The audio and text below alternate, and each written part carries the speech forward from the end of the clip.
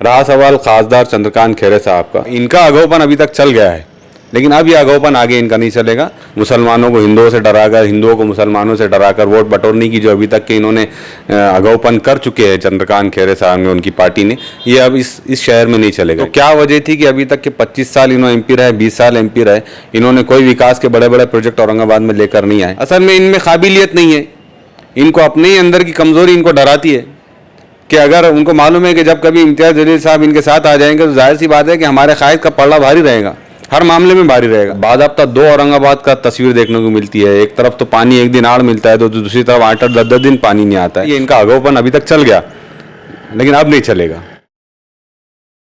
आप देख रहे हैं एसडीएम न्यूज़, मयूर याद अंसारी।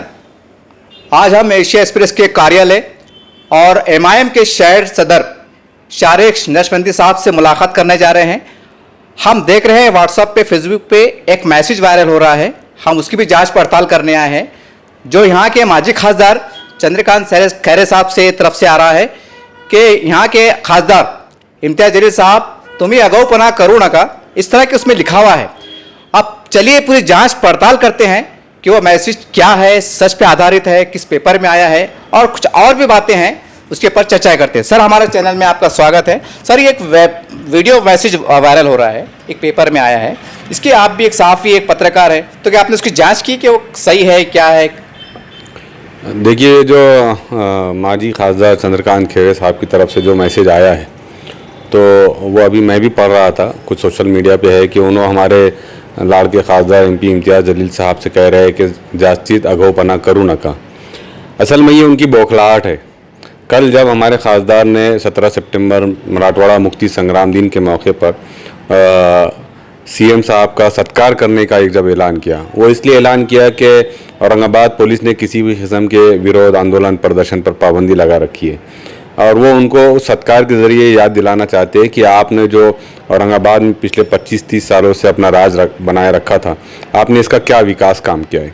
मराठवाड़ा मुक्ति संग्राम दिन के नाम से तो आप आते 1 घंटा भाषण करते हैं, ध्वजारोहण करते हैं और फिर चले जाते हैं, लेकिन क्या वाकई मराठवाड़ा को मुक्ति मिली है, औरंगाबाद को मुक्ति मिली है भ्रष्टाचार से, यहाँ के गंदे पानी से, यहाँ की ख़राब सड़कों से, यहाँ के ख़राब मेडिकल इंफ्रास्ट्रक्चर से? तो हम यही सब पूछना चाह रहे थे, और इसी के मामले में जो है तो सीएम उद्धव ठाकरे साहब का यहाँ पर सत्कार करेंगे और उनको कम से कम सत्कार के ज़रिए एहसास दिलाने की कोशिश करेंगे कि आपने जितने भी वादे किए क्या आप उसके ऊपर उतर पाए। रहा सवाल खासदार चंद्रकांत खैरे साहब का, तो मैं समझता हूँ कि ये अब सत्ता के आदी हो चुके थे और इनको अंदाज़ा नहीं था कि इनकी कुर्सी जो है तो एमपी इम्तियाज़ जलील साहब इनकी जो सत्ता है यहाँ से वो ख़त्म कर देंगे, और ये हुआ भी। माशाल्लाह 2019 में खासदार इम्तियाज़ जलील साहब जीत के आए। अब एक इंसान जो सत्ता का आदी हो जाता है, कुर्सी पे बैठने का आदी हो जाता है, अब जब सत्ता चली जाती है तो बौखलाहट का शिकार होता है, वो परेशानी का शिकार होता है, उसे हर जगह इज़्ज़त लेने की आदत हो जाती है, भले ही झूठी इज़्ज़त का है। अब वो इज़्ज़त नहीं मिल पा रही है तो इस किस्म के बयानात देंगे, और ये काम असल में काम जो है तो इम्तियाज़ जलील साहब का खुद बोल रहा है। पिछले 20-25 सालों से ये लोकसभा में रिप्रेजेंटेशन करते आए हैं औरंगाबाद का, लेकिन कभी इन्होंने औरंगाबाद का नाम, कभी औरंगाबाद का कोई एक मुद्दा जो है तो लोकसभा में नहीं उठाया, जितना पिछले 2.5 सालों के अंदर जो है तो एमपी इम्तियाज़ जलील साहब ने यहाँ के मामूली से मामूली मसाइल से लेकर बड़े से बड़े मसले को जो है तो लोकसभा में उठाया। तो ये चंद्रकांत खैरे साहब की जो है तो बौखलाहट है। मैं समझता हूँ कि ये उनका ज़हनी दिवालियापन है, उनको खुद नहीं मालूम है कि वो क्या कहते हैं, और ये हो सकता है कि वो अपने हिंदू वोट बैंक को जो है तो खुश करने के लिए इस किस्म के बयानात देते हैं, लेकिन इस वक्त शहर के और ज़िले के जो हालात है, एक चाहे हिंदू हो चाहे मुसलमान हो, वो इनकी धर्म के बुनियाद पर की जाने वाली राजनीति से अच्छी तरह वाकिफ़ हो चुका है, और वो चाहते हैं कि यहाँ विकास के काम हो, और वो विकास के काम उसी वक्त होंगे जब हम अपना कोई नुमाइंदा पढ़ा लिखा मुंतखब करेंगे, जैसे इम्तियाज़ जलील साहब को यहाँ के लोगों ने मुंतखब किया है। सर, जैसा इम्तियाज़ जलील साहब ने बोले हैं कि मुक्ति संग्राम के दिन जो है तो हम सीएम साहब का इस्तकबाल करेंगे। हैदराबाद जब आज़ाद हुआ था, मराठवाड़े के अंदर आया था, इसमें आया था, तो उसमें हम समझते हैं कि जब एक जंग होती है सर, तो जंग में ज़रूर नहीं कि फौज ही मारी जाए, बल्कि बेखुसूर भी मारे जाते हैं। क्या करें साहब, एक हालत ही ऐसे होते हैं कि उसमें बेखुसूर भी मारे जाते हैं। हमारे मराठा भाई भी इसमें शहीद हुए, वो भी मारे गए, दलित भी मारे गए, हर समाज का भी मारे गए। लेकिन ये भी कड़वी सच्चाई है कि मुसलमान बड़ी संख्या मारे गए। तो एक मुसलमानों की ख्वाहिश है, ये हमारी चर्चा शहर में चल रही है कि इम्तियाज़ साहब ने ये भी बोलना चाहिए कि झंडा वंदन से पहले एक ऐसा कानून बने कि झंडा वंदन से सलामी से पहले तमाम शहीद ऐसे लोग जो बेकसूर मारे गए, खासकर उसमें मुसलमान भी हैं बड़ी संख्या में, उनको भी हम याद करें कि भाई आप बिला वजह मारे गए थे। और हमें भी उसकी एक घटना पे एक अफसोस है एक इंसानियत के नाते कि सर ऐसा मुमकिन है। देखिए, ये असल में एक हिस्ट्री का, तारीख़ का एक हिस्सा है कि मराठवाड़ा मुक्ति संग्राम के दिन क्या हुआ था। बिलाशुबा इसमें जुल्म सितम हुआ था, इससे इनकार नहीं किया जा सकता। और लेकिन अभी जो नई पीढ़ी हमारी तारीख़ पढ़ रही है, हिस्ट्री पढ़ रही है, इसमें सिर्फ ये बताया गया कि यहाँ से मुसलमानों को भगाया गया या रज़ाकारों को भगाया गया, उसके बाद जो है तो मराठवाड़ा की मुक्ति हुई। मराठवाड़ा असल में ये पूरा जो रीजन था, आज़ादी के बाद इसको बाज़ाब्ता हुकूमत में शामिल किया गया। अभी अतीत में तारीख़ में जो वाक़यात गुज़र चुके हैं, उन वाक़यात को बुनियाद बनाकर कुछ सत्तारूढ़ी पार्टियों ने हमेशा मुसलमानों को टारगेट करने की कोशिश की है। वो इसके ज़रिए असल में मुसलमानों में एक डर और खौफ का माहौल क़ायम रखना चाहते हैं कि मैंने मतलब कई ऐसे जो कट्टरपंथी लोग होते हैं उनके मुंह से सुना हूँ कि ये दोबारा जो है तो मराठवाड़ा मुक्ति संग्राम मनाया जाएगा या उस किस्म की हरकतें की जाएंगी। वो तमाम एक तारीख़ का हिस्सा है, वो एक तल्ख़ हकीकतें हैं, एक कड़वी हकीकत है। उसको बुनियाद बनाकर हम अपने मुस्तक़बिल को तबाह नहीं कर सकते। अब हमें आगे की तरफ देखने की ज़रूरत है। और असल में जो लोग मुसलमानों की तरक्की नहीं चाहते हैं, वो इस तरह के वाक़यात को बार बार ताज़ा करके मुसलमानों में एक ज़हनी उनको ग़ुलाम बनाए रखना चाहते हैं, उनमें पसमुर्दगी क़ायम रखना चाहते हैं, उनके हौसले तोड़ना चाहते हैं। MP इम्तियाज़ जलील साहब का भी यही कहना है कि जो हुआ सो हुआ, अब हम उसको बुनियाद बनाकर हम अपने मुस्तक़बिल को, हम अपने आने वाली नस्लों के मुस्तक़बिल को तबाह नहीं कर सकते। इसीलिए चूँकि अब दस्तूर है, कॉन्स्टिट्यूशन है इंडिया का, उसमें पूरी की पूरी आपको सिक्योरिटी है। अब ज़रूरत इस बात की है कि अच्छी नुमाइंदगी को हम आगे बढ़ाएं, जो आगे चलकर आवाज़ उठाए, हाउसेस में आपके लिए आवाज़ उठाए, आपके मसाइल को लेकर आवाज़ उठाए और आपके लिए एक अच्छा मुस्तक़बिल, एक सिक्योर फ्यूचर जो है तो फराहम करने की कोशिश करें। सर, विरोधियों की तरफ से तो हम ये भी देखते हैं, ये भी कहा जाता है, यहाँ तक कहा जाता है कि इम्तियाज़ साहब जो है तो MIM के हैं, तो शायद उनको बर्दाश्त नहीं होता है जो भी है व्हाट्सएप पे, फेसबुक पे हम देखते हैं, उन पर ये कहा जाता है यहाँ तक कि आप पाकिस्तान चले जाइए।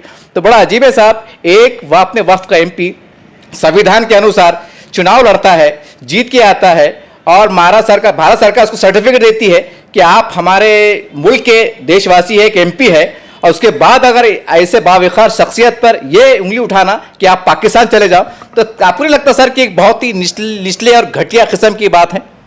मैं आपके सवाल का जवाब खुद आपके सवाल में ही मौजूद है कि ये निचली और घटिया किस्म के लोग ही इस किस्म की बात कर सकते हैं। इस देश को आज़ाद कराने में जितना दूसरों का हाथ रहा, उससे कहीं ज़्यादा मुसलमानों का इसमें हाथ रहा।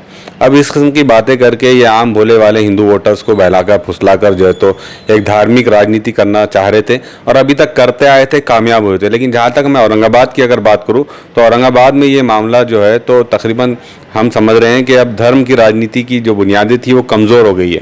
अब लोग अपना काम चाहते हैं, लोग अपना विकास चाहते हैं और वो अपने पढ़े लिखे नुमाइंदे के ज़रिए चाहते हैं, जो उन्हें MP इम्तियाज़ जलील की शक्ल में मिला है।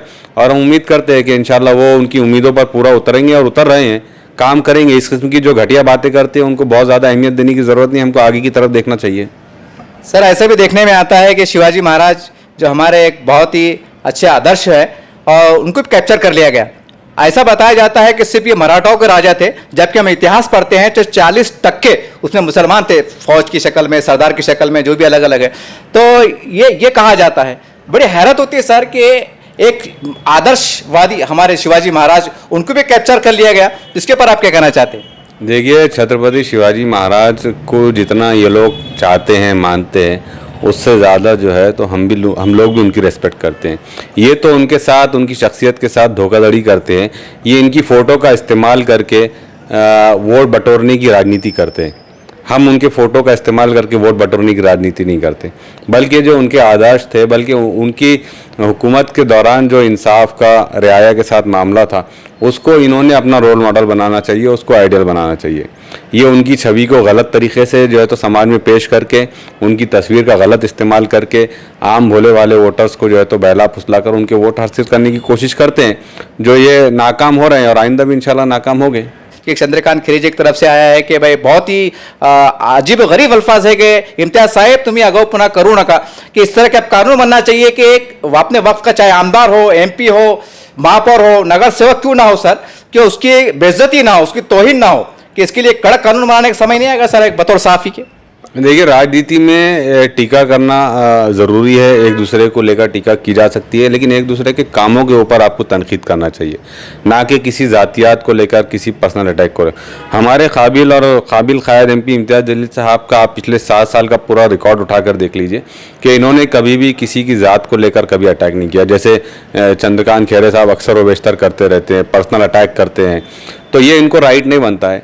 ये इनका अगाऊपन अभी तक चल गया है, लेकिन अब ये अगाऊपन आगे इनका नहीं चलेगा। इनको अपनी दुकानें बंद करना पड़ेंगी। शहर से, ज़िले से जो है तो धर्म की बुनियाद पर जो राजनीति की दुकानें इन्होंने खोल रखी थी वो इनको बंद करना पड़ेगा। ये इनका अगाऊपन अभी तक चल गया, लेकिन अब नहीं चलेगा। सर आने वाले अब क्योंकि हो सकता है कि 2-4 महीने के अंदर जो तो पूरे चांसेस है कि चुनाव की घोषणा भी हो जाए, और इस तरह की जब बातें आती है सेना की तरफ, शिवसेना की तरफ से, और आप जैसा माहौल गर्मा गया है, तो आपको लगता है सर कि चुनाव के अंदर एक धर्म की राजनीति नहीं होगी और चुनाव अच्छी तरीके से हो जाएंगे? कोई करे ना करे, लेकिन हम बिल्कुल धर्म का इस्तेमाल नहीं करेंगे। हम लोगों के दरमियान अपने कामों को लेकर जाएंगे। हमारे MLA MP इम्तियाज़ जलील साहब ने और हमारे जो नगर सेवकों ने काम किया है वो उसके लिए, लोगों के लिए एक एग्जाम्पल सेट है कि इन मिसालों, इन कामों की बुनियाद पर हम लोगों के दरमियान वोट मांगने जाएंगे। धर्म की राजनीति, इस किस्म की निचली सतह की राजनीति हम नहीं करेंगे। मुसलमानों को हिंदुओं से डराकर, हिंदुओं को मुसलमानों से डराकर वोट बटोरने की जो अभी तक के इन्होंने अगाऊपन कर चुके हैं चंद्रकांत खैरे साहब ने, उनकी पार्टी ने, ये अब इस शहर में नहीं चलेगा इंशाल्लाह। सर बहुत से जो मराठा है लोग जो हमारे संपर्क में भी आते हैं, उनका कहना था कि अंसारी जी कि जब MIM की जो सभाएँ होती है तो हर पार्टी का एक ऐसा रहता है कि वो जब लोगों को अगर झांसे में लाना चाहते हैं, झांसा ही कहूँगा मैं उसे, कि उनके धर्म के झंडे का इस्तेमाल करते हैं, जैसा आप दावा करते हैं कि हम सब समाज को लेकर चलते हैं। ये एक मराठा भाई का एक आरोप था, एक उसके दिल की शिकायत थी, मैं आपके सामने रख रहा हूँ कि भाई वो दिन भी आएगा कि जब MIM का आम खास पे एक बड़ा जलसा चल रहा है और वहाँ पर भगवा झंडा भी लहरा रहा है, शिवाजी महाराज की तस्वीर भी हो। ये एक मराठा भाई की शिकायत थी, उसका एक सवाल था, उसके पर आप क्या कहेंगे? देखिए, झंडों में तो सबसे ऊँचा झंडा हमारा तिरंगा झंडा है, इससे बढ़कर कोई और झंडे की अहमियत नहीं है, एक बात आप समझ लीजिए। और रहा सवाल भगवे झंडे का, तो भगवा कलर ही हमारे तिरंगे में सबसे ऊपर आता है, तो एक अलग से और झंडा लगाने की ज़रूरत हम नहीं महसूस करते। लेकिन अगर हमारे किसी मराठे भाई की ख्वाहिश है तो आए, सब साथ मिलकर लाया, नीला, हरा, उदा, पीला, हर किस्म का झंडा। मजलिस इत्तेहादुल मुस्लिमीन का काम ही है कि सबको जोड़ के लेके चलना, सबको मुत्तहद करके लेके चलना। हम लगाएंगे झंडे, लेकिन एक बात और बता दूं कि हम शिवाजी महाराज की तस्वीर का इस्तेमाल वोट बटोरने के लिए नहीं करेंगे, जिस किस्म की घटिया हरकतें ये शिवसेना करते आई है।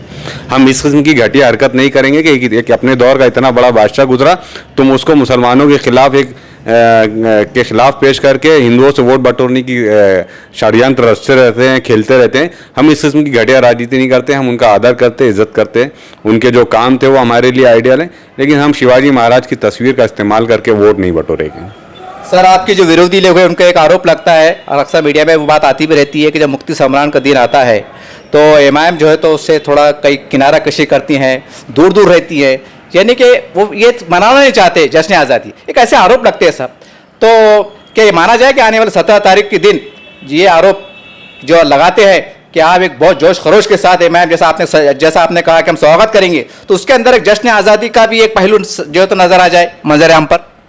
देखिए, ये हमेशा से जो शिकायत आई है ये MP इम्तियाज़ जलील साहब के गैर हाज़िरी को लेकर आई है, लेकिन उसके पीछे की वजह को समझिए आप कि जब 17 सितंबर रहा, MP इम्तियाज़ जलील साहब अपने शहर, अपने ज़िले के लिए कहीं ना कहीं विकास के कामों को मंजूर करवाने के लिए कभी दिल्ली में मौजूद रहे, कभी मुंबई में मौजूद रहे, कभी कोई अहम मीटिंग में मौजूद रहे। अब ये आना, एक दिन के लिए आना और झंडा वंदन करना और चले जाना, सिर्फ यही हमारी मुक्ति संग्राम नहीं है, यही हमारी आज़ादी नहीं है, बल्कि इस शहर को, इस ज़िले को विकास के काम में यहाँ लाना, उसको एग्जीक्यूट करवाना, इस शहर की ज़िले की तरक्की करवाना, ये बहुत अहम काम होता है। और इन्हीं कामों को लेकर MP इम्तियाज़ जलील साहब हमेशा गैर हाजिर रहे। लेकिन अब 17 सितंबर अब आ रहा है, परसों MP इम्तियाज़ जलील साहब खुद मौजूद रहेंगे और वो तो चाहते हैं कि मराठवाड़ा मुक्ति संग्राम हकीकत में मुक्ति कैसे मिली उसको, उसके वहाँ के भ्रष्टाचार से मुक्ति मिलना चाहिए, वहाँ की गंदगी से मुक्ति मिलना चाहिए, वहाँ के गंदे पानी से जो है तो मराठवाड़ा की जनता को मुक्ति मिलना चाहिए। ये काम है, असल मुक्ति तो ये है। इन तमाम कामों से इन तमाम मसाइल से आज़ादी जो है तो वहाँ की जनता को, वहाँ की आवाम को मिलना चाहिए। हम रहेंगे, हम पूरा सहकार्य करेंगे, पूरा सहभाग लेंगे उसके अंदर। हम तो सीएम साहब का सत्कार करेंगे इंशाअल्लाह उस दिन। आप एक शहर सदर के जो 17 तारीख आने वाली हैं, तो आप उस दिन को कैसा देखते हैं? और खासकर हमारे मुख्यमंत्री उद्धव जी ठाकरे आ रहे हैं, उनका आगमन होने जा रहा है, तो उनको एक अपनी तरफ से क्या संदेश देना चाहेंगे तमाम विवादों के बीच? देखिए, हमारे जो मुख्यमंत्री है वो सिर्फ शिवसेना के मुख्यमंत्री नहीं है, वो पूरे महाराष्ट्र राज्य के मुख्यमंत्री है। तो ये उनकी जिम्मेदारी बनती है कि जिन लोगों को उन्होंने अभी तक के औरंगाबाद में, मराठवाड़ा में जिम्मेदारियां देते आए हैं, वो उनका एहतसाब करें, उनका हिसाब किताब लेके क्या वाकई उन्होंने जो है तो विकास के काम यहाँ पर किए हैं या करोड़ों अरबों रुपए की फंड्स लाकर जो है तो आपस में बंदरबाट का काम किया है। अगर बंदरबाट का इन्होंने आपस में काम किया है तो इसीलिए तो आज तक औरंगाबाद में साफ़ सुथरा पानी रोज़ाना नहीं मिल पा रहा है, साफ़ सुथरी सड़कें नहीं है, मेडिकल इंफ्रास्ट्रक्चर नहीं है। वो तो एमपी इम्तियाज़ जलील साहब का शुक्र अदा करना चाहिए पूरे औरंगाबाद के लोगों ने कि यहाँ पर जब कोविड-19 का जो मसला आया था उस वक्त आपने सबसे पहले इनिशिएटिव लेते हुए यहाँ पर ऑक्सीजन प्लांट लगाया। तो ये काम असल ये है, आना, प्रोग्राम अटेंड करना, भाषणबाजी करना, इस चीज़ से हमारी पार्टी और हमारा कायद बहुत दूर है। वो काम करने में यकीन रखता है और काम करके बता रहा है। इसीलिए मैं कह रहा हूँ ना कि ये जो इनका अगौपन अभी तक चलता आया चंद्रकांत खैरे साहब का, कि अगौपना करते रहे, हिंदुओं को बहकाते रहे, मुसलमानों को डराते रहे, तो ये अगौपन अब इनका बंद होना चाहिए और बंद हो जाएगा। उसकी वजह यह है कि हमारा एमपी जो है तो काम करके ये साबित कर रहा है कि तुमने जिस शख्स को चुनकर दिए थे, भले ही हमारे कुछ लोगों ने, हमारे कुछ शहरवासियों ने उनको वोट नहीं डाले थे, लेकिन वो कहते हैं कि मैं सिर्फ मुसलमानों का या सिर्फ मैं एमआईएम के कार्यकर्ताओं का एमपी नहीं हूँ, मैं पूरे औरंगाबाद ज़िले का एमपी हूँ, और ये वो काम करके बता रहे हैं। तो अब इनका अगौपन बंद होना चाहिए जो इन्होंने अभी तक अगौपन करते आए हैं। सर, हमने मीडिया के माध्यम से देखा है कि खासदार इम्तियाज़ जलील साहब जो है तो आप शहर के अपने ज़िले के विकास के लिए यहाँ तक कहते हैं कि समय आया तो मैं राजनीति से ऊपर उठकर, ये नहीं कि भाजपा हो, शिवसेना हो, और उन्होंने एक बार यहाँ तक कहा था कि मैं शिवसेना का कार्यकर्ता बन के काम करूंगा अगर ज़िले का विकास होता है और सबको अगर इंसाफ मिलता है। साहब, इतनी बड़ी पहल करने के बाद, इतनी बड़ी बात होने के बाद, आखिर क्या वजह है कि बीजेपी वाले, शिवसेना वाले हैं कि उनकी इतनी बड़ी बात को जो है तो पॉजिटिव में नहीं लेते और कहने के हृदयर्मी दिखाई देती है? तो खाली ये राजनीति का हिस्सा है या कुछ और बात है? सवाल ही पैदा नहीं होता। इनको अपनी दुकानें बंद होने का डर है कि जब एक हमारा शहर का एमपी कह रहा है कि मैं पार्टी से ऊपर उठकर, राजनीति से ऊपर उठकर विकास के काम करने के लिए आपके पीछे खड़े रहने को तैयार हूँ, तो क्या वजह थी कि अभी तक के 25 साल इन्होंने एमपी रहे, 20 साल एमपी रहे, इन्होंने कोई विकास के बड़े बड़े प्रोजेक्ट औरंगाबाद में लेकर नहीं आए? तो वो तो चाहते हैं कि करना है। अगर ये वाकई मराठवाड़ा मुक्ति संग्राम दिन मनाते हैं, मराठवाड़ा से इनको इतनी मोहब्बत है, औरंगाबाद से इतनी मोहब्बत है, तो इनको साथ आना चाहिए। असल में इनमें काबिलियत नहीं है, इनको अपने ही अंदर की कमज़ोरी इनको डराती है कि अगर उनको मालूम है कि जब कभी इम्तियाज़ जलील साहब इनके साथ आ जाएंगे तो जाहिर सी बात है कि हमारे कायद का पल्ला भारी रहेगा, हर मामले में भारी रहेगा। तो उनको अपनी कमज़ोरियाँ सताती है, डराती है। वो समझते हैं कि अगर एमपी इम्तियाज़ जलील साहब के साथ खड़े रहेंगे तो उनकी कमज़ोरियाँ आवाम के सामने आएंगी और उनकी खलाई खुल जाएंगी। सर, शहर में इस बात की भी चर्चा है कि एमआईएम ऐसे आरोप लगते हैं कि ये मुसलमानों की पार्टी है, तो क्या माना जाए कि आने वाले जो मानपा चुनाव के अंदर 115 वार्ड है, हो सकता है शायद कुछ वार्ड बढ़ भी जाए, चलिए 115 वार्ड पकड़ लेते हैं हम, तो तमाम 115 वार्ड में बतौर खास मराठा लॉबी जिसको हम कहते हैं, ताकि एक मैसेज जाए कि एमआईएम सिर्फ मुसलमानों की पार्टी नहीं है, तो क्या आप मराठा इलाके जात से भी अपने उम्मीदवार कैंडिडेट खड़े करेंगे? मराठा भाई को हमारे टिकट देंगे आप? अरे सर, हम भारत में रहते हैं, हम सिर्फ मुसलमानों की अकेली पार्टी नहीं है। ये हमने कई मरतबा साबित कर चुके महानगर पालिका में पिछले इलेक्शन में। अब रहा सवाल आइंदा इलेक्शंस का, तो आप मराठा क्या, हम अगर कोई ब्राह्मण भी हमारे पास आते हैं और अगर वो वाकई कैपेबल है उसमें वार्ड से सीट निकालने के और बड़ी ईमानदारी के साथ वो हमारे पक्ष के साथ खड़े रहेंगे, जो बैकवर्ड लोग हैं उनके खिलाफ, उनके ऊपर जो उनका जो एक्सप्लॉयटेशन होता है उसके खिलाफ अगर वो आवाज़ उठाने की ताकत रखते हैं तो हम बिल्कुल टिकट देंगे।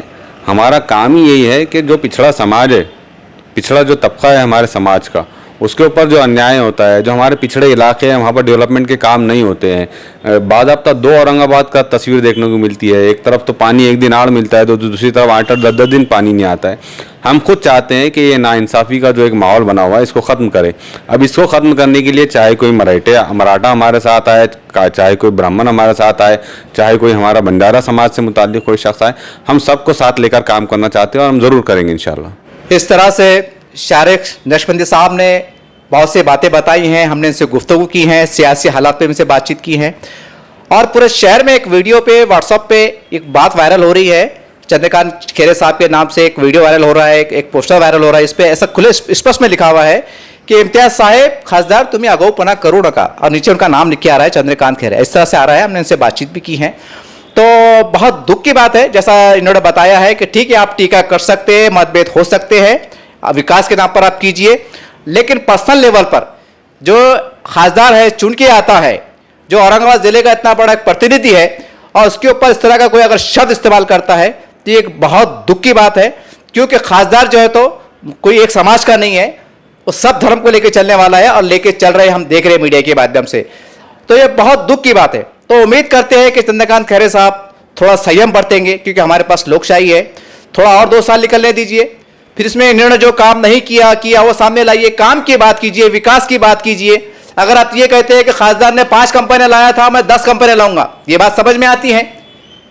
स्मार्ट सिटी को मैं डबल टिबल बनाऊंगा, ये बात समझ में आती है। लेकिन जिस तरह से आप आक्रामक कर रहे हैं, जिस तरह से आप आरोप लग रहे हैं, तो इसमें जनता बहुत नाराज हो रही है। क्योंकि हम देख रहे हैं लगातार 15-20 सालों से औरंगाबाद का विकास रुका हुआ है, थमा हुआ है। ठीक है कुछ इलाके जात में विकास हुआ होगा, लेकिन ये भी कहने की कड़वी सच्चाई है कि एक सलम बस्ती एरिया जिसमें दलित भी है, मुसलमान भी है, आदिवासी सब भी है, ये भी कहीं ना कहीं इनका विकास नहीं हुआ है। बहुत बड़ी बात इन्होंने कही है कि इम्तियाज जलील साहब अपने जिले के विकास के लिए बीजेपी शिवसेना के साथ मिलकर तैयार जाने के लिए तैयार है, बाविखार तरीके से, ताकि पूरे जिले का विकास हो सके और सभी को रोजगार मिल सके। ये बहुत सी बात इनकी बात से समझ में आ रही है। उम्मीद करते हैं कि आने वाली 17 तारीख जो मुक्ति सम्मान दिन है बहुत अच्छे से गुजरेगा, इस पर कोई गंदी राजनीति नहीं होगी।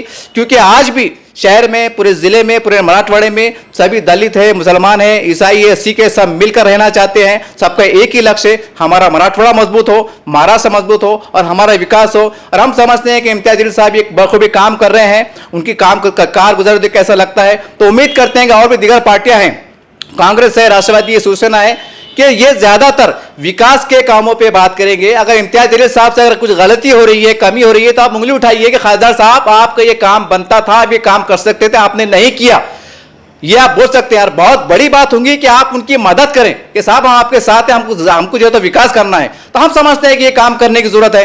खाली एक जातिवाद की राज करना, आरोप करना, ये बहुत गलत बात है। और समय आ गया है कि हमें जातिवाद से ऊपर उठकर एकता के लिए, भाईचारे के लिए काम करने की जरूरत है। उम्मीद करते हैं कि संदेश सुनने के बाद जो भी सुन रहे होंगे, जिसके ताल्लुक से बात हुई, वो कुछ समझने का कोशिश करेंगे और दोबारा ऐसी हरकत ना हो इसका प्रयास करेंगे।